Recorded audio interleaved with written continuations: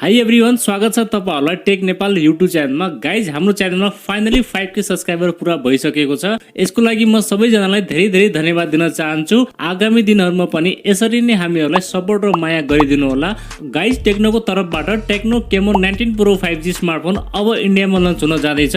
हुन त यो स्मार्टफोन अलरेडी ग्लोबल लन्च भइसकेको छ। जुन स्पेसको साथ ग्लोबल लन्च भएको थियो, सेम टु सेम त्यही स्पेसका साथ चाहिँ इन्डियामा लन्च हुन जाँदैछ। र यो स्मार्टफोन इन्डियामा लन्च भइसकेपछि डेफिनेटली टेक्नोले यो स्मार्टफोनलाई हाम्रो नेपालमा पनि लन्च गर्नेछ। र यो स्मार्टफोनको प्राइसिङको बारेमा कुरा गर्नु पर्दा यो स्मार्टफोन चाहिँ हाम्रो नेपालमा अन्डर 30,000 को प्राइस पोइन्टमा चाहिँ आउनेछ।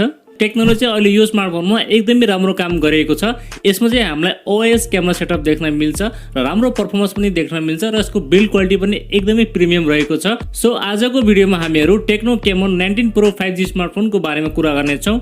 यो स्मार्टफोनका स्पेसिफिकेसन तथा यो स्मार्टफोनमा हामीलाई के कस्ता फिचरहरू देख्न मिल्नेछ, साथै यो स्मार्टफोन हाम्रो नेपालमा कहिलेसम्म आउनेछ र ओभरअलमा यो स्मार्टफोन चाहिँ कस्तो हुनेवाला छ, सबै चिजको बारेमा आज म तपाईहरुलाई यसै भिडियोमा जानकारी दिनेछु। त्यसैले भिडियोलाई एकछिन पनि स्किप नगरेर अन्त्यसम्म हेर्नु होला। अब चाहिँ तपाईहरुको टाइम वेस्ट नगरी लागौं भिडियोतर्फ। सबैभन्दा पहिला त म यो स्मार्टफोनको बिल्ड क्वालिटी र डिजाइनदेखि सुरु गर्नेछु। बिल्ड क्वालिटीको बारेमा कुरा गर्नु पर्दा यसमा हामीलाई प्लास्टिक बिल्ड देख्न मिल्छ, प्लास्टिक फ्रेमको साथमा भने अगाडिपट्टि भने यसमा हामीलाई ग्लासको प्रोटेक्सन रहेको छ। र डिजाइनको बारेमा कुरा गर्नु पर्दा अहिले चाहिँ एकदमै युनिक डिजाइन लिएर आएको छ। Same to same Huawei P70 को जस्तै डिजाइन लिएर आएको छ। पछाडिपट्टि टप लेफ्ट साइडमा ट्रिपल रियर क्यामेराको सेटअप देख्न मिल्छ, एउटा एलईडी फ्ल्याशको साथमा भने तल्लोपट्टि चाहिँ हामीलाई टेक्नोको ब्रान्डिङ देख्न मिल्छ।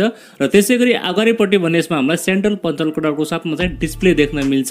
एकदमै जबरजस्त बिल्ड क्वालिटी र डिजाइन रहेको छ र तपाईहरुलाई चाहिँ यस प्राइस पोइन्टमा यसको बिल्ड क्वालिटी डिजाइन अवश्य पनि मन पर्ने छ। डिस्प्लेको बारेमा कुरा गर्नु पर्दा चाहिँ यसमा हामीलाई 6.8 इन्चको FHD+ IPS LCD प्यानल देख्न मिल्छ। एमोलेड नभएको कारणले यो स्मार्टफोन चाहिँ अलिकति सस्तो प्राइसमा आउनेछ।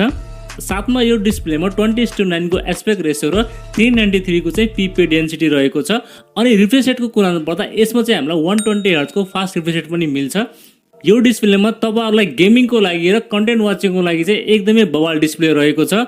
साथमा यसमा हामीलाई 600 निट्सको चाहिँ ब्राइटनेस पनि रहेको छ। यदि तपाईहरुले यो स्मार्टफोनलाई घाममा युज गर्दा पनि तपाईहरुलाई त्यस्तो समस्या आउने छैन। ओभरअलमा डिस्प्ले चाहिँ एकदमै बवाल रहेको छ। अब चाहिँ हामी कुरा गरौँ यो स्मार्टफोनको परफर्मेन्सको बारेमा।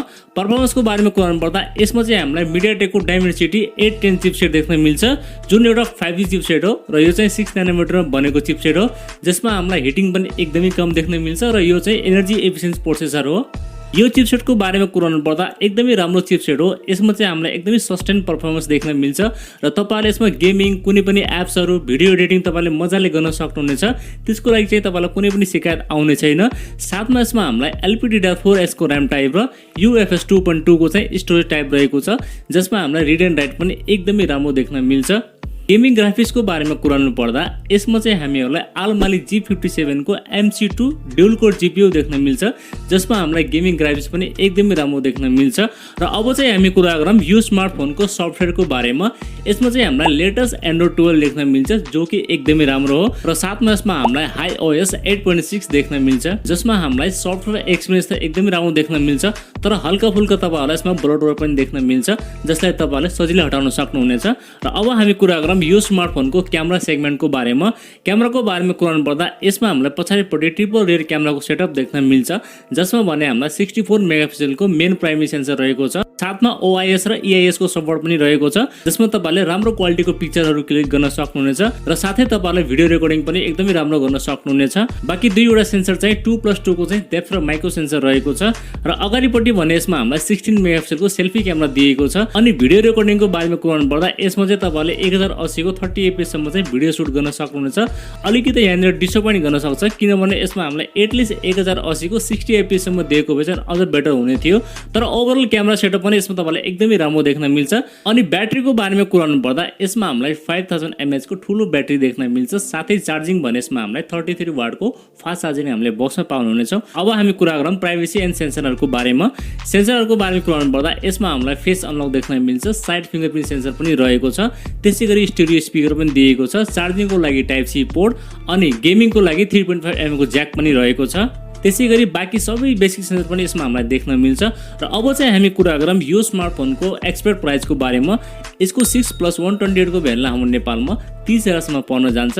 अब नेपालमा कहिलेसम्म आउँछ भने पहिला यो स्मार्टफोन चाहिँ इन्डियामा लन्च हुनेछ र त्यसको 1 या 2 महिनापछि अवश्य पनि टेक्नोले यो स्मार्टफोनलाई अब नेपालमा लन्च गर्नेछ। नेपालमा लन्च भइसकेपछि म यो स्मार्टफोनको डेडिकेटेड भिडियो बनाएर च्यानलमा अपलोड गरिदिने छु। त्यसको लागि चाहिँ च्यानललाई सब्स्क्राइब गरेर राख्नु होला। ल त साथीहरु, यति नै थियो स्मार्टफोनको बारेमा। तपाईहरुलाई यो स्मार्टफोनका स्पेसिफिकेसन कस्तो लाग्यो, के तपाईहरु यो स्मार्टफोनको वेट गर्नुहुन्छ त? यदि गर्नुहुन्छ भने चाहिँ मलाई कमेन्ट गर्नु होला र यो स्मार्टफोन नेपालमा आएपछि के कति प्राइसमा आउनुपर्छ त्यो पनि कमेन्ट गर्नु होला र भिडियो मन परेमा लाइक गरिदिनु होला र यदि नयाँ साथीभाइहरुले हाम्रो च्यानल हेर्दै हुनुहुन्छ भने प्लिज हाम्रो च्यानललाई सब्स्क्राइब गरेर राख्नु होला। अर्को भिडियोमा भेटुने बाचा गर्दै आजलाई बिदा लिन्छु। हवस्, धन्यवाद। जय नेपाल।